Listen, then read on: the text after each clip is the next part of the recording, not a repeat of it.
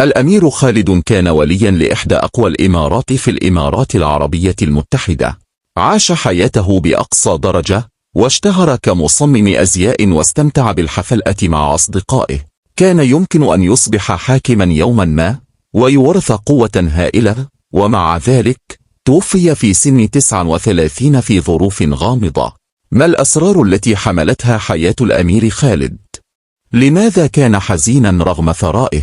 ما هو السبب الحقيقي لوفاته؟ شاهد الفيديو الكامل لمعرفة المزيد. لا تنسى الإعجاب بالفيديو، الاشتراك في القناة، والضغط على جرس الإشعارات لتصلك كل الفيديوهات الجديدة. لنبدأ. تتألف الإمارات العربية المتحدة كما يوحي اسمها من عدة إمارات، كل واحدة منها يحكمها قائدها الخاص. عائلة الحاكم تعادل العائلة الملكية في الدول الأخرى. الشارقة هي واحدة من هذه الإمارات، وحاكمها الحالي هو سلطان بن محمد القاسمي. حكم الشارقة باستمرار منذ يناير 1972 بعد اغتيال شقيقه خالد بن محمد القاسمي. السلطان هو أيضا عضو في المجلس الأعلى للاتحاد الإماراتي. كان لدى الحاكم على الأقل زوجتان أنجب منهما 6 أطفال، كان أحدهم الأمير خالدا. عاش الأمير في الإمارات العربية المتحدة حتى سن 9، وبعدها أرسله والده مع شقيقه الأكبر للدراسة في لندن، حيث عاشوا في قصر كبير مع مجموعة من الخدم لتوفير حياة مريحة لهم. في إنجلترا تعلم الأمير خالد في مدرسة تومبريدج، حيث حصل على منحة دراسية في الفنون عند دخوله، ثم درس الهندسة المعمارية في مدرسة الجمعية المعمارية للهندسة المعمارية. هناك أثناء تعلمه تصميم المباني اكتشف شغفه الحقيقي، تصميم الملابس. انتقل إلى كلية سانت مارتينز المركزية، وفاز بمكان في دورة الأزياء النسائية البارزة بالكلية. بعد تخرجه أسس الأمير خالد علامته التجارية الخاصة قاسمي، والتي أصبحت بسرعة اسما بارزا في صناعة الأزياء، خصوصا في الملابس الرجالية المعاصرة. غالبا ما كانت مجموعاته تعبر عن القضايا الدولية الحالية والجدل، وفي بعض الأحيان تحتوي على رسائل عربية. نشأ خلال حرب الخليج، لذا غالبا ما تضمن عمله تفاصيل وألوان ملابس عسكرية. منذ تأسيسها فتحت العلامة التجارية 50 متجرا حول العالم، وتعرض منتجاتها بانتظام في أسابيع الموضة، بما في ذلك أسبوع الموضة في لندن وأسبوع الموضة في باريس. جذب عمله الإبداعي العديد من النجوم، بما في ذلك ليدي دادا، فلورانس ويلش، وشيريل كول.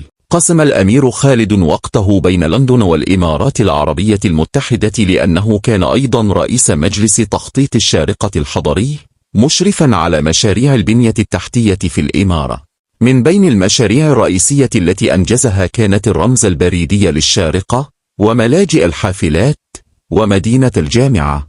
تحت قيادته ضمن مجلس تخطيط الشارقة الحضري أن المدينة وسكانها لديهم مستقبل مع نمو اقتصادي مستدام ورفاه اجتماعي.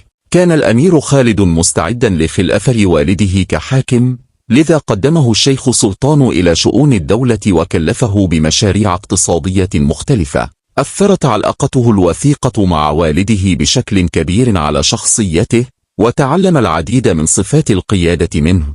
رغم نجاحه الكبير وثرائه، لم يكن الأمير خالد يعيش بسعادة. منذ الطفولة قسم وقته بين الإمارات وإنجلترا. حاول التوازن بين العالم الإسلامي في بلده والعالم الغربي للأزياء والترف، لكنه لم يكن يتناسب تماما مع أي من هذين العالمين. قال في مقابلة عام 2015: لقد اعتبرت نفسي دائما شخصا خارجيا أينما كنت. أنا غربي للغاية لأتناسب مع الشرق الأوسط، وشرقي للغاية لأتناسب مع الغرب. هذا الشعور بعدم الانتماء، إلى جانب ضغط كونه ولي والده، تسبب له بالكثير من التوتر، الذي حاول الهروب منه من خلال نمط حياة مليء بالحفلة واستخدام المخدرات. استضاف الأمير حفلة يمكن أن تستمر لأيام، وأنفق ملايين الدولارات على الترفيه، وأحاط نفسه بالنساء الجميلات. استمتع بحريته في لندن، حيث أن الشارقة لديها العديد من القواعد الصارمة مثل الامتناع عن الكحول. تعتبر الشارقة واحدة من أكثر الإمارات تحفظا في البلاد، حيث حتى الإمساك بالأيدي في الأماكن العامة غير مسموح به. في سعيه للحرية والهروب من الضغط، فقد الأمير حياته بشكل مأساوي. وجد الأمير خالد ميتا في شقته البنت هاوس في لندن في يوليو 2019. أعلنت الإمارات العربية المتحدة الحداد الوطني لمدة 3 أيام، حيث بدأت الأعلام تنكس إلى نصف السارية. بينما لم تكشف العائلة المالكة في الشارقة عن سبب وفاته، أشارت تقارير من لندن إلى أنه كان مرتبطا بنمط حياته. ذكرت التقارير أنه حضر حفلة في الليلة السابقة ويعتقد أنه استخدم المخدرات.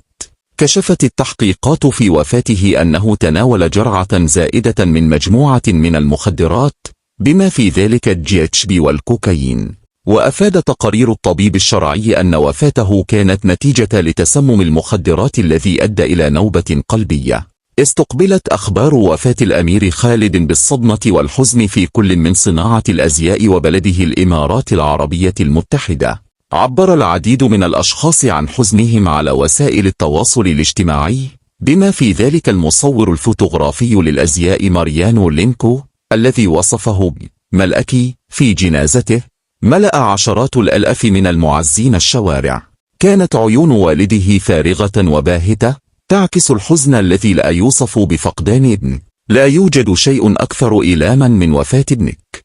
للأسف كانت هذه المأساة العائلية الثانية لحاكم الشارقة. توفي ابنه الأكبر ولي العهد محمد أيضا بسبب جرعة زائدة من الهيروين في سن 24 في عام 1999.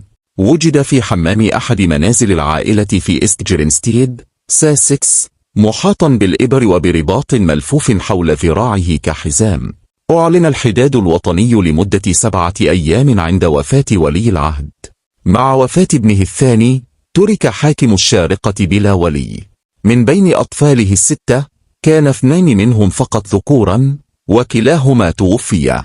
بالنظر إلى نمط حياة الأمير خالد واستخدامه للمخدرات، كان سبب وفاته معقولا. ومع ذلك القصة أكثر تعقيدا. زعمت بعض وسائل الإعلام في الشرق الأوسط أن وفاته كانت جزءا من عملية اغتيال معقدة أمر بها محمد بن زايد، رئيس الإمارات العربية المتحدة وحاكم أبو ظبي، الذي لديه خلافات كبيرة ومصالح متعارضة مع حاكم الشارقة. زاد غياب محمد بن زايد عن الجنازة من هذه التكهنات. إذا كانت هذه المزاعم صحيحة، فقد تكون هذه الحادثة الأخيرة في سلسلة من النزاعات الدموية بين العائلة الحاكمة في الإمارات، مما يسلط الضوء على الصراع المستمر من أجل الهيمنة والنفوذ.